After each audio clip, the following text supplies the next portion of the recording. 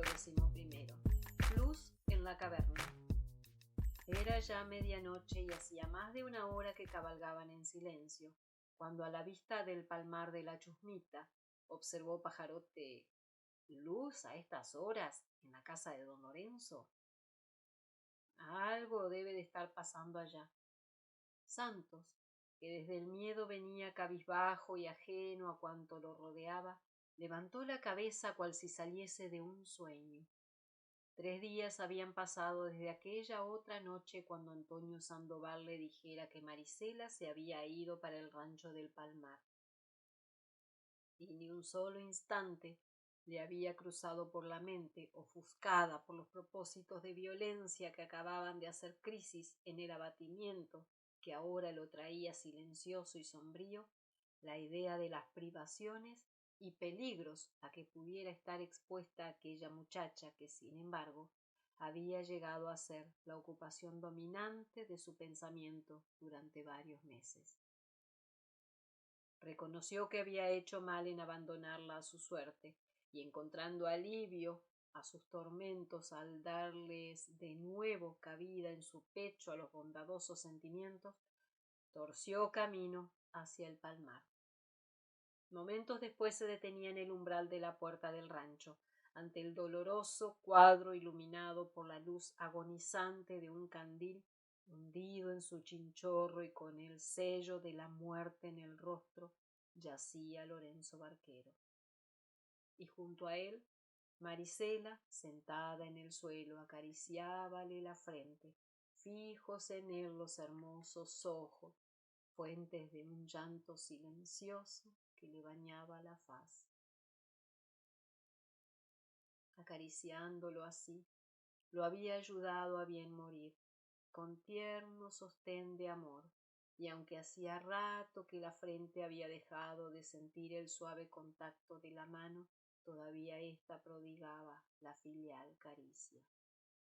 Más que lo doloroso, la dramática vida que acababa de extinguirse, la miseria del cuadro y el llanto de la faz atribulada, lo que tocó el corazón de Luzardo fue lo que allí había de tierno: la mano acariciadora, la expresión de amor que tenían los ojos bañados en lágrimas, la ternura para la cual creyera incapacitada a Marisela. «Se me murió papá», exclamó con un acento desgarrador al ver a Santos, y cubriéndose el rostro con las manos se echó de bruces en el suelo. Después de haberse cerciorado de que realmente Lorenzo estaba muerto, Santos levantó a Marisela para hacerla sentarse en una silla, pero ella se le arrojó sobre el pecho gimiendo y llorando. Largo rato permanecieron en silencio, y luego Marisela, desatada a la locuacidad del dolor, comenzó a explicar. «Yo pensaba llevármelo mañana mismo para San Fernando, para que lo vieran los médicos. Yo creía que podía curarse y quería llevármelo. Se lo dije a Antonio, que estuvo esta tarde por aquí, y él me ofreció contratarme un bongo que venía de arriba. Acababa de irse Antonio y yo había entrado a darle una vuelta a papá antes de ir a prepararle la comida, porque desde esta mañana estaba muy hundido y me daba miedo dejarlo solo mucho tiempo, cuando de pronto hizo un esfuerzo por sentarse en el chinchorro y se me quedó viendo con los ojos pelados y gritó: «El tremedal me traga. Sosténme, no me dejes hundir». Fue un grito espantoso que me parece estar oyéndolo todavía. Después cayó otra vez de espaldas en el chinchorro y empezó a morirse, diciendo a cada rato: «Me hundo, me hundo, me hundo». Y me apretaba la mano con una angustia horrible. «Era su tema», comentó Pajarote, «que se lo tragaría el tremedal». Santos permaneció en silencio, haciéndose reproches por el injustificable abandono en que había dejado a Lorenzo y a Marisela, y ésta reanudó el nervioso charloteo repitiendo: yo pensaba llevármelo mañana mismo para San Fernando. Antonio me había ofrecido conseguirnos puesto en un bongo que iba para allá.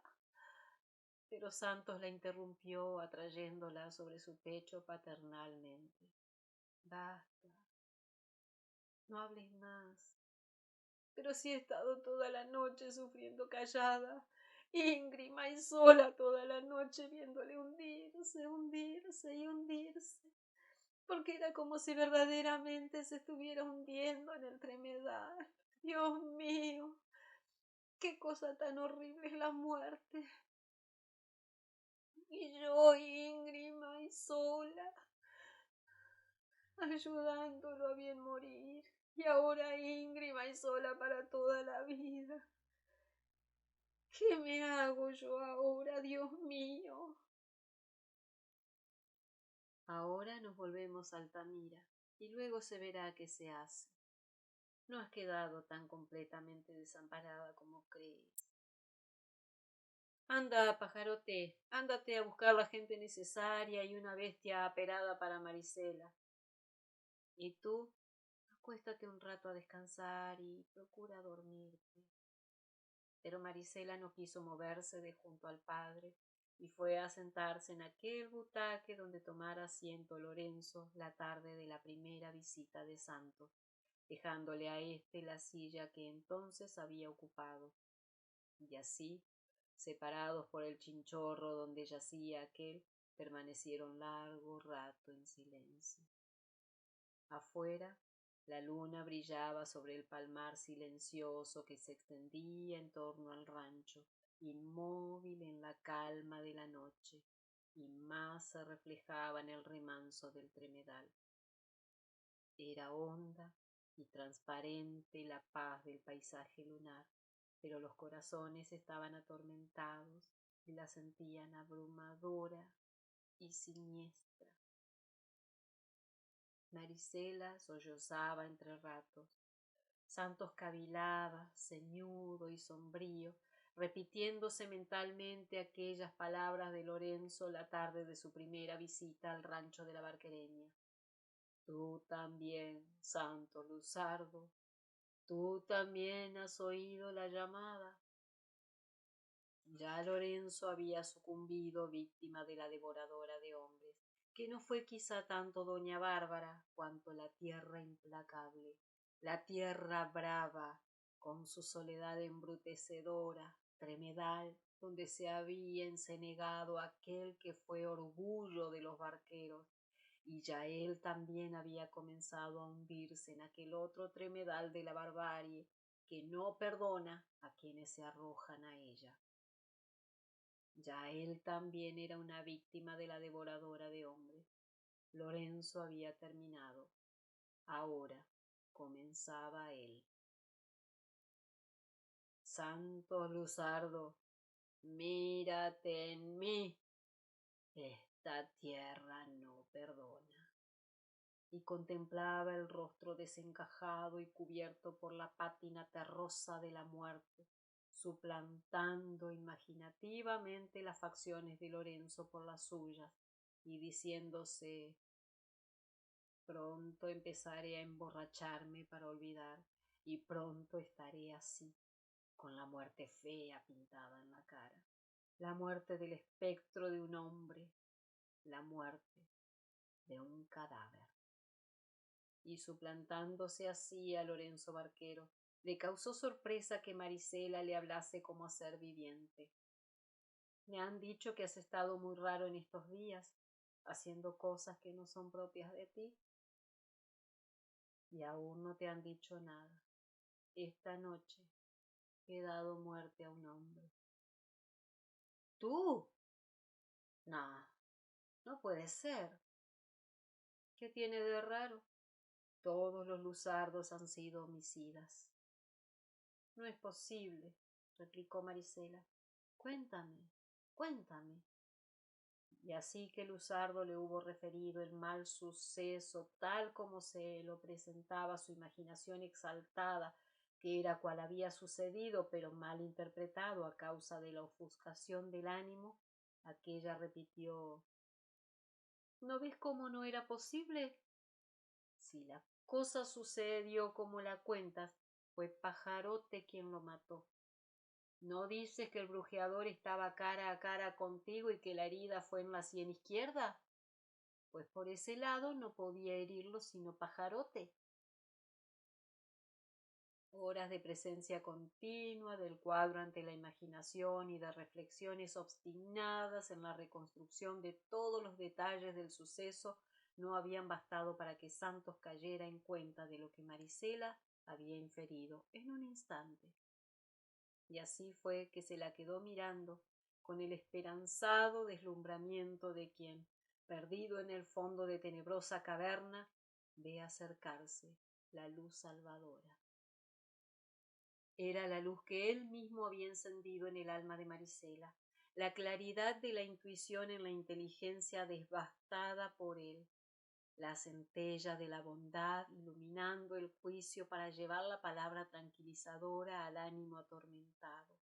La obra, su verdadera obra, porque la suya no podía ser exterminar el mal a sangre y fuego, sino descubrir aquí y allá las fuentes ocultas de la bondad de su tierra y de su gente.